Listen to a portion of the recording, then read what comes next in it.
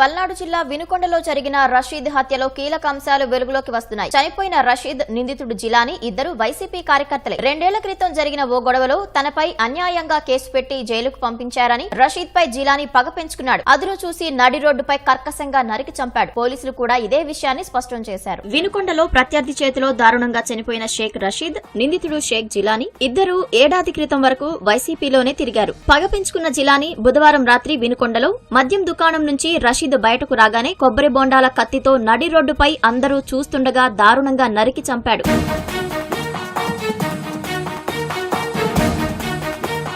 అందరూ చూస్తుండగానే నడి రోడ్డుపై ఒక వ్యక్తిని దారుణంగా కత్తితో నరుకుతుంటే కొందరు కళ్లప్పగించి చూస్తుంటే మరికొందరు సెల్ ఫోన్ లో వీడియోలు తీశారు తప్ప అడ్డుకునే ప్రయత్నం చేయలేదు. రక్తపు మడుగులో పడి ఉన్న రషీద్ ను 10 నిమిషాల తర్వాత పోలీసు జీప్లో ఆసుపత్రికి తరలించినా ఫలితం లేకుండా పోయింది. హత్యకు పాల్పడిన జిలానీని పోలీసులు అదుపులోకి తీసుకుని విచారిస్తున్నారు.